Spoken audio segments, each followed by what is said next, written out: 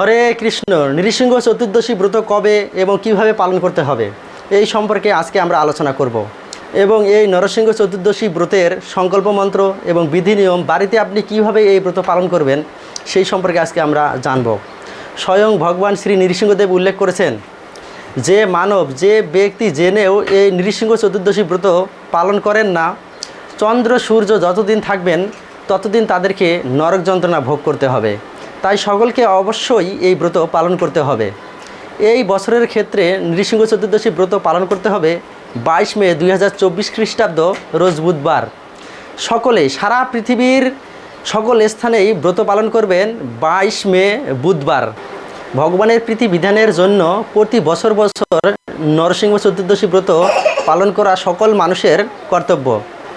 এই ব্রত হচ্ছে অনেক গুহ্যতম এবং সকল ব্রতের মধ্যে শ্রেষ্ঠ। যারা এই জন্ম মৃত্যুর চক্রে আবদ্ধ হচ্ছে, যারা এই ভব সমুদ্রে পতিত হয়ে ভাবছেন আমাদেরকে উদ্ধারপ্রাপ্ত হতে হবে, আমাদেরকে ভবধামে ফিরে যেতে হবে, আমরা এই আর জড়জগতে দুঃখ কষ্ট পেতে চাই না, সেই সমস্ত ব্যক্তিরা অবশ্যই এই ব্রত পালন করে থাকেন এবং পালন করবেন। ভগবান শ্রী নৃসিংহদেবের সন্তুষ্টির জন্য যে সকল ব্যক্তিরা ভগবানের ধামে ফিরে যেতে চান, তারা মানব জীবনের উদ্দেশ্য সম্পর্কে সচেতন, সে সকল ব্যক্তিরা অবশ্যই প্রতি বছর এই নৃসিংহ চতুর্দশী ব্রত নিষ্ঠা সহকারে পালন করেন। এবং স্বয়ং ব্রহ্মাজি এই ব্রত পালন করেছিলেন, স্বয়ং দেবাদিদেব মহাদেব এই নরসিংহ চতুর্দশী ব্রত পালন করেছিলেন। এই সম্পর্কে বৃহৎ নরসিংহ পুরাণে উল্লেখ রয়েছে। সৃষ্টিকার্য লাভের জন্য ব্রহ্মাজি পিতামহ ব্রহ্মা এই ব্রত পালন করেছেন।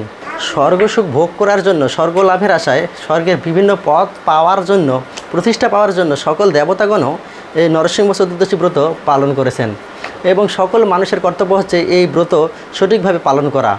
যারা জেনে বা না জেনে এই নৃসিংহ চতুর্দশী ব্রত লঙ্ঘন করেন, পালন করেন না, ভগবান শ্রী নৃসিংহদেব বলেছেন চন্দ্র সূর্য যতদিন থাকবে ততদিন তাদের নরক যন্ত্রণা ভোগ করতে হবে। এটি স্বয়ং ভগবান নৃসিংহদেব বলেছেন। তো এই বছর এই ব্রত পালন করতে হবে 22 মে বুধবার। এই তিথিতে, এই বৈশাখ মাসের শুক্লপক্ষের চতুর্দশী তিথিতে ভগবান শ্রী নৃসিংহদেব তিনি আবির্ভূত হয়েছিলেন ভক্তশ্রেষ্ঠ প্রহ্লাদ মহারাজকে রক্ষা করার জন্য, তার পরম প্রিয় ভক্ত প্রহ্লাদ মহারাজকে রক্ষা করার জন্য। এবং তিনি হিরণ্যকশিপুকে বধ করেছেন। এবং তিনি এই তিথিতে বৈশাখ মাসের শুক্লপক্ষের চতুর্দশী তিথির গোধূলি লগ্নে তিনি আবির্ভূত হয়েছিলেন। তো সেই কারণে সকল ভক্তগণ গোধূলি পর্যন্ত নির্জলা উপবাস পালন করেন এবং ভগবান শ্রী নৃসিংহদেবের বিশেষ পূজা মহা অভিষেক পালন করা হয় এবং উদযাপন করা হয় গোধূলি লগ্নে। তো এই ব্রত হচ্ছে পূর্ণ দিনের উপবাস। তো গোধূলি পর্যন্ত অবশ্য কমপক্ষে গোধূলি পর্যন্ত নির্জলা উপবাস পালন করতে হবে। এবং এরপর সন্ধ্যার পর আপনি ফলমূল বা অনুকল্প প্রসাদ, যেরকম আমরা একাদশীতে গ্রহণ করি অনুকল্প প্রসাদ, সেরকম আমরা অনুকল্প প্রসাদ গ্রহণ করতে পারি। এবং কীভাবে ব্রত পালন করতে হবে সেই সম্পর্কে আমরা বিস্তারিত জানব। সেদিন কী করবেন আমরা সেই সম্পর্কে বিস্তারিত জানব। তো এই ব্রত এই বছরের ক্ষেত্রে পালন করতে হবে 22 মে। কেউ কেউ ভাবছেন, কেউ কেউ শুনেছেন যে 21 মে ব্রত, তো সেরকমটি নয়। তো সেদিন হচ্ছে ত্রয়োদশী বিদ্যা। যদি 21শে মে সন্ধ্যার সময় থেকে বা কোনো কোনো স্থানে বিকাল থেকে চতুর্দশী তিথি শুরু হয়েছে, সেই দিন যেহেতু ত্রয়োদশী বিদ্যা, তো সেদিন নৃসিংহ চতুর্দশী ব্রত পালন করা শাস্ত্রে নিষেধ করা হয়েছে। এবং পরের দিন 22 মে ব্রাহ্ম মুহূর্ত সময়কালে চতুর্দশী তিথি রয়েছে। সেই কারণে সঠিক শাস্ত্র সিদ্ধান্ত অনুযায়ী সারা পৃথিবীতে সকল স্থানে এই বছর সারা পৃথিবীতে একই দিনে ব্রত 22 মে নৃসিংহ চতুর্দশী ব্রত। ত্রয়োদশী বিদ্যা ব্রত নিষেধ করা হয়েছে বৃহন্নারদীয় পুরাণে। তো আপনারা এই নৃসিংহ চতুর্দশী ব্রত কীভাবে পালন করবেন? তো নৃসিংহ চতুর্দশীর দিনে অবশ্যই আপনারা প্রাতকালে শয্যা ত্যাগ করবেন এবং শয্যা ত্যাগ করে যাদের পক্ষে সম্ভব গঙ্গা স্নান করবেন। এবং গঙ্গা স্নান করা সম্ভব না হলে তারা বাড়িতে স্নান করবেন এবং 3 বার গঙ্গা গঙ্গা গঙ্গা বলে এই মন্ত্র উচ্চারণ করে আপনারা গঙ্গা দেবীকে স্মরণ করে স্নান করবেন। তো এতে আপনাদের গঙ্গা স্নানের ফল আপনারা পেয়ে যাবেন। তো এরপর পরিষ্কার বস্ত্র পরিধান করে আপনারা অবশ্যই, যারা ভক্তরা রয়েছেন তারা তো মঙ্গলারতি করেন এবং মঙ্গলারতিতে যোগদান করবেন এবং ভগবানের সামনে এসে ভগবানকে প্রণাম নিবেদন করার পর আপনারা এই সংকল্প মন্ত্র পাঠ করবেন। অর্থাৎ নৃসিংহ চতুর্দশীর যে সংকল্প মন্ত্র রয়েছে এই সংকল্প মন্ত্র যাদের পক্ষে সম্ভব তারা পাঠ করবেন। তো আমরা মন্ত্রটা বলছি। ব্রতের সংকল্প মন্ত্র হচ্ছে শ্রী নৃসিংহ মহাভীম দয়াঙ্কুরু মমপরি অদ্যাহংতে বিদস্বামী ব্রতং নির্বিঘ্নতাং নয়।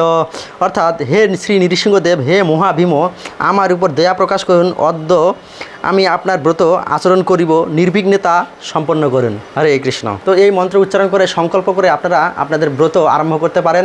এবং সারাদিন অবশ্যই শ্রীমদ্ ভাগবত গীতা আদি পাঠ এবং শাস্ত্রগ্রন্থ অধ্যয়ন এবং অধিক হরিনাম জপ, এবং কেউ যদি 4 মালা জপ করেন প্রতিদিন, তারা 8 মালা করতে পারেন, এবং যারা 8 মালা করেন 16 মালা, এবং যার যতদূর পক্ষে সম্ভব আপনারা বেশি বেশি হরিনাম জপ করবেন এবং শাস্ত্রগ্রন্থ অধ্যয়ন করবেন। আর অবশ্য এই দিনে ভগবান নৃসিংহদেবের চরণে একটি তুলসী অর্পণ করবেন। কেউ 108 জোড়া এবং কেউ 1008 জোড়া তুলসীপত্র ভগবানের চরণে অর্পণ করতে পারেন। এমনিতেও আপনারা ভগবানের চরণে তুলসী অর্পণ করতে পারেন, আবার চন্দন দিয়ে 2টা তুলসীপত্র এক জায়গায় করে জোড়া লাগিয়ে ভগবানের চরণে এভাবে 108 জোড়া কিংবা 1008 জোড়া তুলসীপত্র ভগবানের চরণে নিবেদন করতে পারেন। এবং নৃসিংহ স্তব অর্থাৎ নৃসিংহ স্তব পাঠ করবেন। এবং নৃসিংহদেবের 78 শতনাম রয়েছে এবং 8 সহস্র নাম রয়েছে, অর্থাৎ নৃসিংহদেবের 108 নাম এবং 1008 নাম রয়েছে। তো এই নৃসিংহদেবের এই নামগুলো আপনারা অবশ্যই পাঠ করবেন এবং আপনাদের সর্ববিঘ্ন কি বিনাশ হবে। কারণ ভগবান নৃসিংহদেব হচ্ছে সর্ববিঘ্ন বিনাশকারী, অর্থাৎ আপনাদের যে জাগতিক পারমার্থিক এবং আর্থিক যা কিছু আপনাদের সংকট রয়েছে এবং বিঘ্ন রয়েছে, সেই বিঘ্নকে হরণ করবেন ভগবান নৃসিংহদেব, অর্থাৎ সর্ববিঘ্ন বিনাশকারী ভগবান নৃসিংহদেব। তো এই নৃসিংহ চতুর্দশীর এই ব্রত হচ্ছে পূর্ণ দিন, অর্থাৎ একদিন পূর্ণ। এবং নৃসিংহদেবের অভিষেকের পর অর্থাৎ গোধূলি লগ্নে নৃসিংহদেবের অভিষেক হওয়ার পর আপনারা অবশ্যই অনুকল্প প্রসাদ গ্রহণ করতে পারবেন। এবং সেটা অবশ্যই একাদশীর মতো, যেরকম আমরা একাদশীতে অনুকল্প প্রসাদ গ্রহণ করি সবজি জাতীয়, সেরকম সবজি জাতীয় অনুকল্প প্রসাদ আমরা গ্রহণ করতে পারি, ফলমূল আদি গ্রহণ করতে পারি। এবং সারাদিন আপনারা কিছু খেতে পারবেন কি পারবেন না, তো এই বিষয়ে আমরা আলোচনা করব। তো যারা একাদশীর মতোই যারা নির্জলা উপবাস ব্রত পালন করতে পারবেন এবং যারা মনে করবেন যে আমি সকাল থেকে শুরু করে সারা দিন এবং সারা রাত পর্যন্ত আমি কিছু গ্রহণ করব না, একবারে পরের দিন গ্রহণ করব, তো সেটাও পারেন। এবং যার পক্ষে সম্ভব হবে না তিনি সন্ধ্যার পর অর্থাৎ সারাদিন নির্জলা উপবাস করে সন্ধ্যার পর ভগবান নৃসিংহদেবের অভিষেকের পর অনুকল্প কিছু প্রসাদ গ্রহণ করতে পারেন। এবং যাদের পক্ষে যারা অসুস্থ রয়েছেন এবং দুর্বল রয়েছেন শারীরিক দিক দিয়ে, তো তারা ইচ্ছা করলে মানে যাদের পক্ষে সম্ভব হবে না যে সারাদিন নির্জলা উপবাস ব্রত পালন করা, তারা জল খেয়ে ব্রত পালন করতে পারেন এবং ভগবান নৃসিংহদেবের কাছে ক্ষমা প্রার্থনা করতে পারেন, যে ক্ষমা প্রার্থনা করে আপনারা জল খেয়ে এই ব্রত পালন করতে পারেন। তাতেও যদি কেউ অক্ষম হন তাহলে তারা ফলের জুস ফলমূল গ্রহণ করতে পারেন, কিন্তু নৃসিংহ চতুর্দশী অবশ্যই পালন করতে হবে। তাই বলে আমাদের কখনো অন্ন এবং শস্য জাতীয় দ্রব্য গ্রহণ করা উচিত নয়। হরে কৃষ্ণ।